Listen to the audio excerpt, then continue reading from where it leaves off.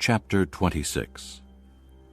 When Jesus had finished saying all these things, he said to his disciples, As you know, the Passover is 2 days away, and the Son of Man will be handed over to be crucified.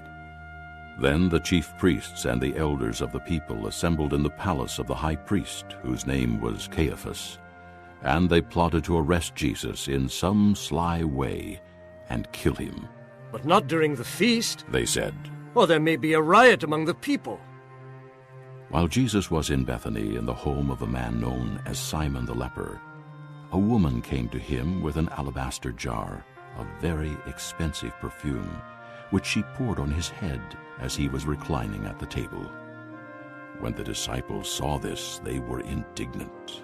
"Why this waste?" they asked. "This perfume could have been sold at a high price and the money given to the poor." Aware of this, Jesus said to them, Why are you bothering this woman?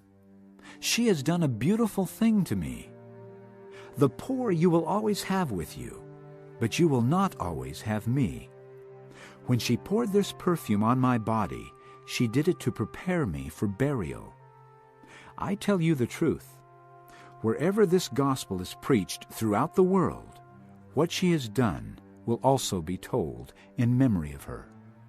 Then one of the 12, the one called Judas Iscariot, went to the chief priests and asked, "What are you willing to give me if I hand him over to you?" So they counted out for him 30 silver coins. From then on, Judas watched for an opportunity to hand him over. On the first day of the Feast of Unleavened Bread, the disciples came to Jesus and asked, "Where do you want us to make preparations for you to eat the Passover?" He replied, Go into the city to a certain man and tell him, The teacher says, my appointed time is near. I'm going to celebrate the Passover with my disciples at your house. So the disciples did as Jesus had directed them and prepared the Passover. When evening came, Jesus was reclining at the table with the 12. And while they were eating, he said, I tell you the truth, one of you will betray me. They were very sad, and began to say to him one after the other, "Surely not I, Lord." Jesus replied, The one who has dipped his hand into the bowl with me will betray me. The Son of Man will go just as it is written about him. But woe to that man who betrays the Son of Man. It would be better for him if he had not been born. Then Judas, the one who would betray him, said, "Surely not I, Rabbi." Jesus answered, Yes, it is you. While they were eating, Jesus took bread, gave thanks, and broke it, and gave it to his disciples, saying, Take and eat. This is my body. Then he took the cup, gave thanks, and offered it to them, saying, Drink from it, all of you. This is my blood of the covenant, which is poured out for many for the forgiveness of sins. I tell you, I will not drink of this fruit of the vine from now on until that day when I drink it anew with you in my Father's kingdom. When they had sung a hymn, they went out to the Mount of Olives. Then Jesus told them, This very night you will all fall away on account of me. For it is written, I will strike the shepherd, and the sheep of the flock will be scattered. But after I have risen, I will go ahead of you into Galilee. Peter replied, Even if all fall away on account of you, I never will. I tell you the truth. Jesus answered, This very night, before the rooster crows, you will disown me 3 times. But Peter declared, Even if I have to die with you, I will never disown you. And all the other disciples said the same. Then Jesus went with his disciples to a place called Gethsemane, and he said to them, Sit here while I go over there and pray. He took Peter and the 2 sons of Zebedee along with him, and he began to be sorrowful and troubled. Then he said to them, My soul is overwhelmed with sorrow to the point of death. Stay here and keep watch with me. Going a little farther, he fell with his face to the ground and prayed, My Father, if it is possible, May this cup be taken from me. Yet not as I will, but as you will." Then he returned to his disciples and found them sleeping. "Could you men not keep watch with me for 1 hour? He asked Peter. Watch and pray so that you will not fall into temptation. The spirit is willing, but the body is weak."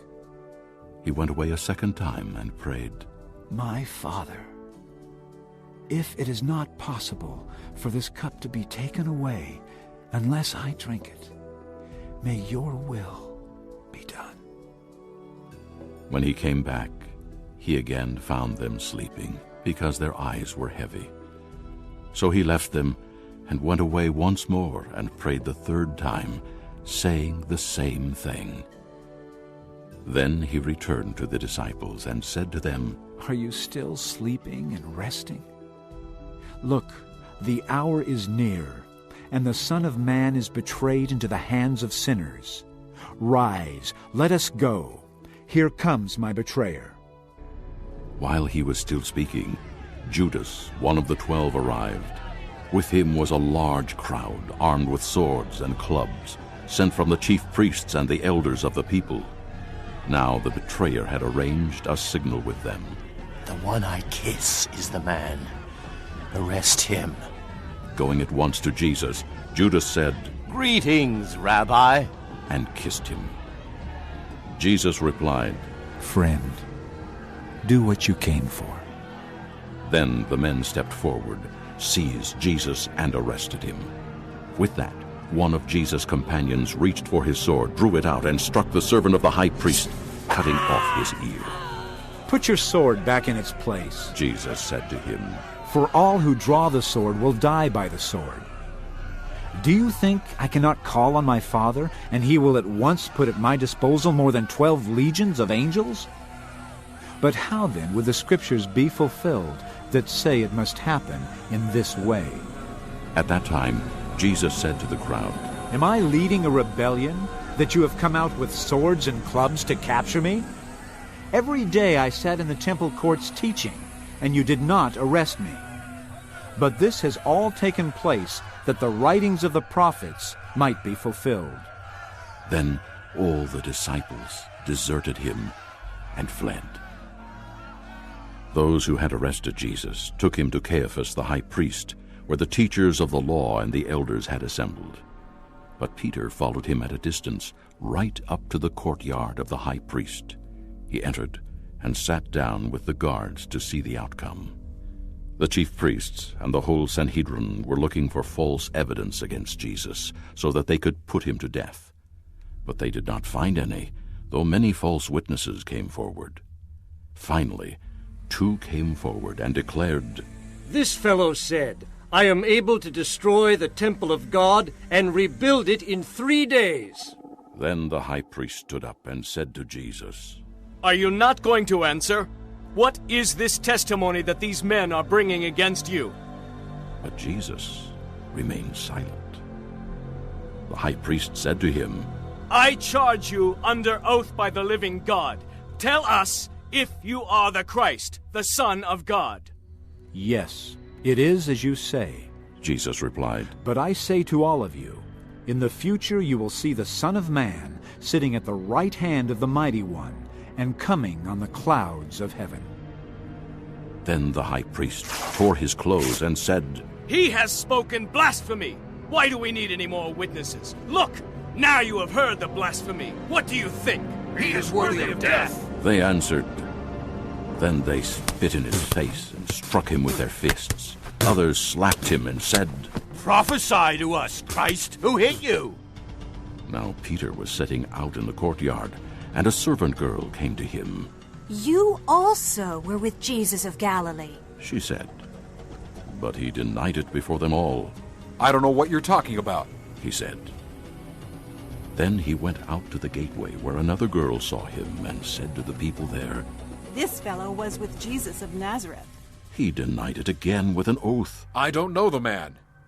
After a little while, those standing there went up to Peter and said, Surely you're one of them, for your accent gives you away. Then he began to call down curses on himself, and he swore to them, I don't know the man. Immediately, a rooster crowed. Then Peter remembered the word Jesus had spoken. Before the rooster crows, you will disown me 3 times. And he went outside and wept bitterly. Chapter 27. Early in the morning, all the chief priests and the elders of the people came to the decision to put Jesus to death. They bound him, led him away, and handed him over to Pilate the governor. When Judas, who had betrayed him, saw that Jesus was condemned, he was seized with remorse and returned the 30 silver coins to the chief priests and the elders. I have sinned, He said. for I have betrayed innocent blood. What is that to us? They replied. That's your responsibility. So Judas threw the money into the temple and left. Then he went away and hanged himself. The chief priests picked up the coins and said, It is against the law to put this into the treasury, since it is blood money. So they decided to use the money to buy the potter's field as a burial place for foreigners. That is why it has been called the Field of Blood to this day. Then what was spoken by Jeremiah the prophet was fulfilled. They took the 30 silver coins, the price set on him by the people of Israel, and they used them to buy the potter's field, as the Lord commanded me. Meanwhile, Jesus stood before the governor, and the governor asked him, Are you the king of the Jews? Yes, it is as you say. Jesus replied. When he was accused by the chief priests and the elders, he gave no answer. Then Pilate asked him, Don't you hear the testimony they are bringing against you? But Jesus made no reply, not even to a single charge, to the great amazement of the governor. Now it was the governor's custom at the feast to release a prisoner chosen by the crowd. At that time they had a notorious prisoner called Barabbas. So when the crowd had gathered, Pilate asked them, Which one do you want me to release to you? Barabbas or Jesus, who is called Christ? For he knew it was out of envy that they had handed Jesus over to him. While Pilate was sitting on the judge's seat, his wife sent him this message. Don't have anything to do with that innocent man, for I have suffered a great deal today in a dream because of him. But the chief priests and the elders persuaded the crowd to ask for Barabbas and to have Jesus executed. Which of the two do you want me to release to you? Asked the governor. Barabbas! They answered. What shall I do then with Jesus, who is called Christ? Pilate asked. They all answered. Crucify him! Why? What crime has he committed? Asked Pilate. But they shouted all the louder. Crucify him! When Pilate saw that he was getting nowhere, but that instead an uproar was starting, he took water and washed his hands in front of the crowd. I am innocent of this man's blood, He said. It is your responsibility. All the people answered. Let his blood be on us! And on our children! Then he released Barabbas to them. But he had Jesus flogged and handed him over to be crucified. Then the governor's soldiers took Jesus into the praetorium and gathered the whole company of soldiers around him. They stripped him and put a scarlet robe on him, and they twisted together a crown of thorns and set it on his head. They put a staff in his right hand and knelt in front of him and mocked him. Hail, King of the Jews! They said. They spit on him and took the staff and struck him on the head again and again. After they had mocked him, they took off the robe and put his own clothes on him. Then they led him away to crucify him. As they were going out, they met a man from Cyrene named Simon, and they forced him to carry the cross. They came to a place called Golgotha, which means the place of the skull. There they offered Jesus wine to drink, mixed with gall, but after tasting it, he refused to drink it. When they had crucified him, they divided up his clothes by casting lots, and sitting down they kept watch over him there. Above his head they placed the written charge against him, "This is Jesus, the King of the Jews." 2 robbers were crucified with him, one on his right and one on his left. Those who passed by hurled insults at him, shaking their heads and saying, "You who are going to destroy the temple and build it in 3 days, save yourself! Come down from the cross if you are the Son of God." In the same way, the chief priests, the teachers of the law, and the elders mocked him. He saved others, They said, but he can't save himself. He's the King of Israel. Let him come down now from the cross, and we will believe in him. He trusts in God. Let God rescue him now if he wants him, for he said, "I am the Son of God." In the same way, the robbers who were crucified with him also heaped insults on him. From the 6th hour until the 9th hour, darkness came over all the land. About the 9th hour, Jesus cried out in a loud voice, Eloi! Eloi! Lama sabachthani! which means, My God, why have you forsaken me?" when some of those standing there heard this, they said, He's calling Elijah. Immediately one of them ran and got a sponge. He filled it with wine vinegar, put it on a stick, and offered it to Jesus to drink. The rest said, Now leave him alone. Let's see if Elijah comes to save him. And when Jesus had cried out again in a loud voice, he gave up his spirit. At that moment, the curtain of the temple was torn in two from top to bottom. The earth shook and the rocks split. The tombs broke open, and the bodies of many holy people who had died were raised to life. They came out of the tombs, and after Jesus' resurrection, they went into the holy city and appeared to many people. When the centurion and those with him who were guarding Jesus saw the earthquake and all that had happened, they were terrified and exclaimed, Surely he was the Son of God. Many women were there watching from a distance. They had followed Jesus from Galilee to care for his needs. Among them were Mary Magdalene, Mary the mother of James and Joses, and the mother of Zebedee's sons. As evening approached, there came a rich man from Arimathea named Joseph, who had himself become a disciple of Jesus. Going to Pilate, he asked for Jesus' body, and Pilate ordered that it be given to him. Joseph took the body, wrapped it in a clean linen cloth, and placed it in his own new tomb that he had cut out of the rock. He rolled a big stone in front of the entrance to the tomb and went away. Mary Magdalene and the other Mary were sitting there opposite the tomb. The next day, the one after Preparation Day, the chief priests and the Pharisees went to Pilate. "Sir," they said, "we remember that while he was still alive, that deceiver said, 'After 3 days I will rise again.' So give the order for the tomb to be made secure until the 3rd day. Otherwise his disciples may come and steal the body and tell the people that he has been raised from the dead. This last deception will be worse than the first." Take a guard. Pilate answered. Go. Make the tomb as secure as you know how. So they went and made the tomb secure by putting a seal on the stone and posting the guard. Chapter 28.